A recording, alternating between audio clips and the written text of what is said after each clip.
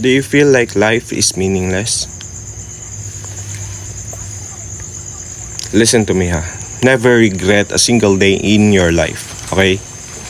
Good days give you happiness. Bad days give you experience. The worst day give you a lesson. And also the best day give you memories. You can't have a good without a bad. Remember that. So, good evening everyone. I am Rohel Pagran and here's my motto. When a man can find a deep sense of meaning, they distract themselves with pleasure. So this time I will discuss the life and works of Viktor Emil Frankl. So now let's explore his ideas and learn on how to find purpose in our own lives. So let's proceed on his early life. Viktor Emil Frankl was born on March 26, 1905 in Vienna, Austria.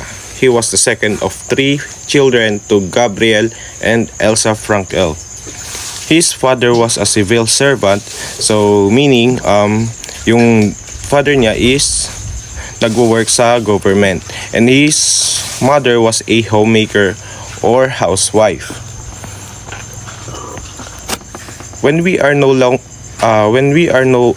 longer able to change a situation, we are challenged to change ourselves. So tama naman kapag alam natin sa sarili natin na hindi na natin mabago yung sitwasyon, yung relationship natin sa isang tao, sa friendship natin, we forced to change or adjust within our own. You can't fix a friendship, you can't fix a relationship if one-sided lang yung intention of fixing it. You tend to separate yourself to a situations and people na alam mo namang walang patutunguhan. So, stop forcing connections, stop forcing attachment. Kasi hindi sa lahat ng pagkakataon, you will have the time and energy to deal with everything. Kung may pagtutuunan ka man ng pansin, siguro dun na lang sa alam mong may pake sa'yo o may pake na ayusin yung situation. So next, education and career.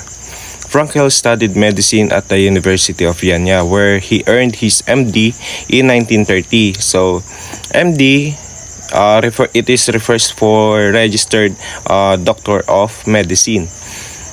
He specialized in neurology and psychiatry and worked at several hospitals in Vienna. So yung neurology, it is he worked on physical disorders, and psychiatry, it is the mental disorders. So he worked on that diseases or yung sakit. So in 1940, he became the head of the neurological department at Rothschild Hospital in Vienna. So when World War II and concentration camps happened, the World War II, it has happened from September 1, 1939 to September 2, 1945. In 1942, Frankl and his family were arrested by the Nazis and sent to concentration camps.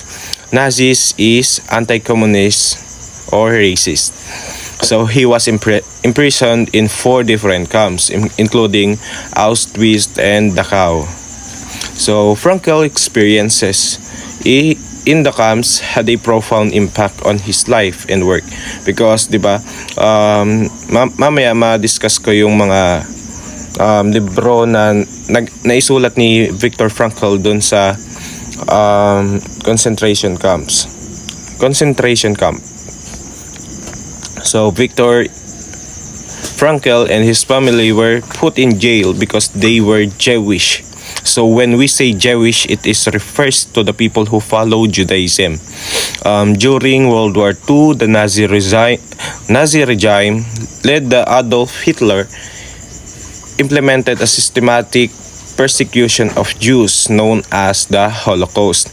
So yung Nazi regime was a totalitarian dictatorship in Germany, were transforming the nation into an aggressive one. So Here's what happened to Frankel and his family during the concentration camp. In 1942, Frankel, his wife Tilly, and his parents were arrested by the Nazis in Vienna, Austria. They were sent to the Dersentat concentration camp in Czechoslovakia, which was a transit camp for Jews. In 1944, Frankel and his family were transferred to the Auschwitz concentration camp in Poland, where millions of Jews were killed in gas chambers.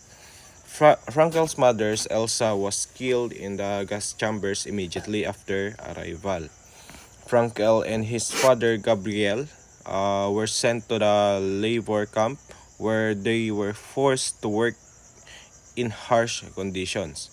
In 1945 naman, Frankel was transferred to the Kaufering concentration camp and then to the Turkim concentration camp where he was liberated by American troops in April 1945.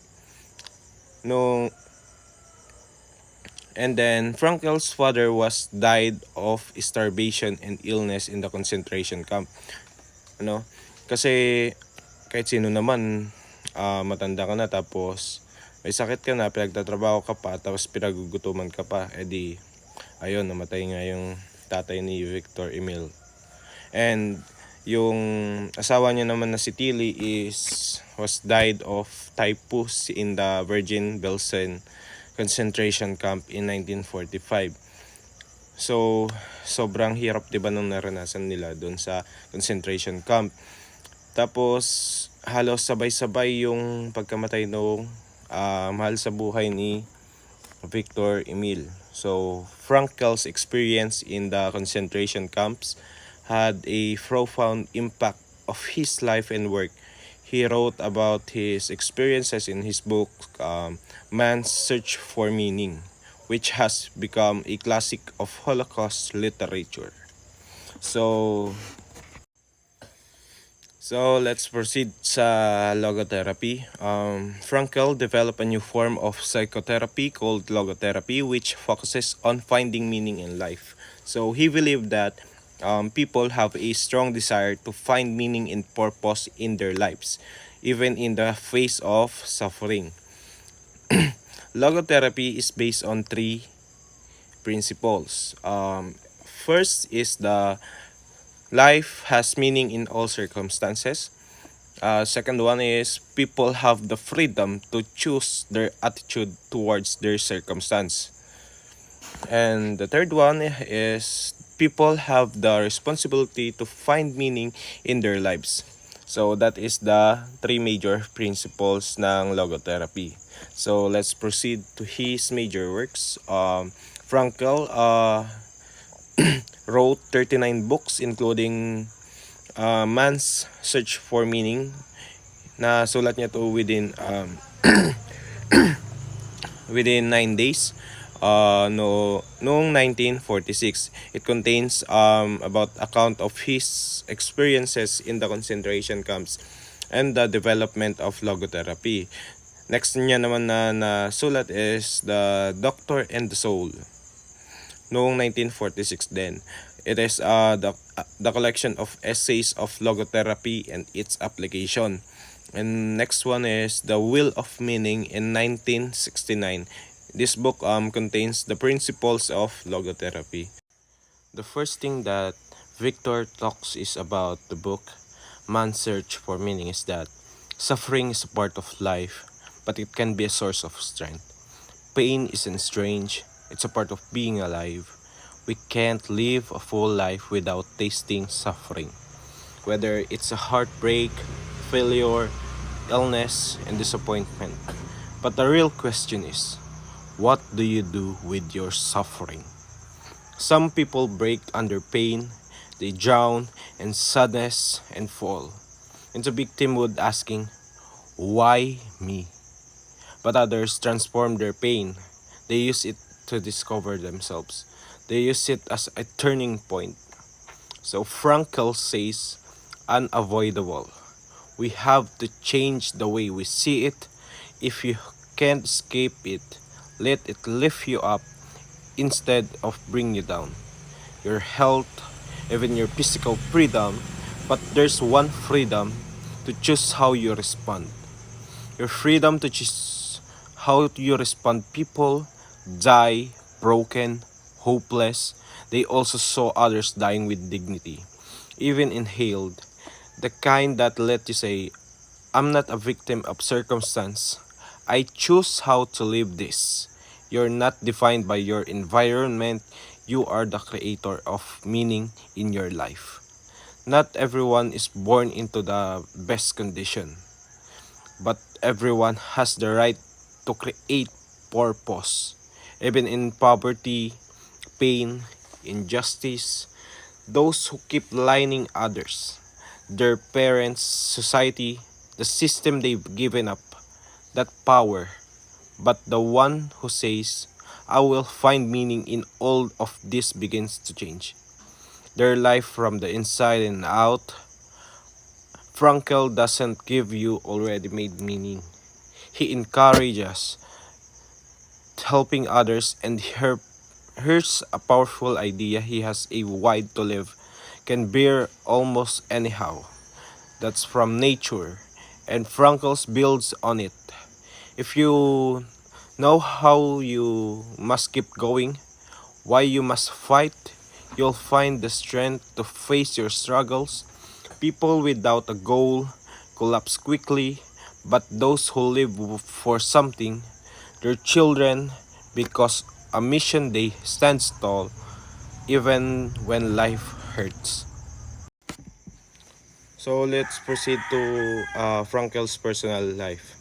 Frankel married Tilly Grosser in 1941, but she died in the Bergen-Belsen concentration camp in 1945. After 2 years is pinakasalan niya naman si Eleanor Katrina noong 1947, and they had one daughter, Gabrielle. Frankel died on September 2, 1997 in Vienna, Austria. So let's proceed to his legacy. Frankel's work had a significant impact on psychology, philosophy, and spirituality. He is considered one of the most significant or important psychologists of the 20th century. His ideas about finding meaning and purpose in life continue to inspire people all around the world. So therefore, Viktor Frankl's life and work is teach us that even in the darkest times is we must find purpose on our lives. To uh, we must keep to find meaning in our life, to be to grow our own, and to choose positive attitudes towards our life. And that's all. Thank you.